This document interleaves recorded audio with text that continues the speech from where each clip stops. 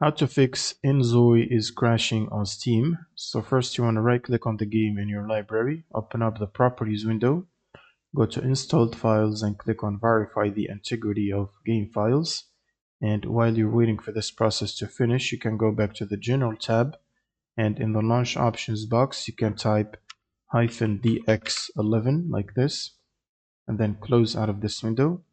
Next, you'll need to open up your GPU application where you can get updates.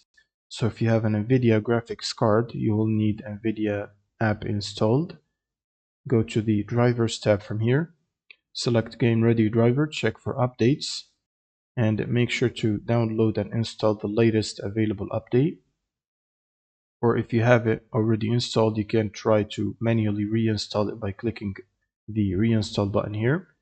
And once you're done, you will need to open up your browser, search for Redist, and then open up the first Microsoft link, scroll down to the second table, and from here download the 86 and the 64-bit version of the redistributables and install both of them on your computer.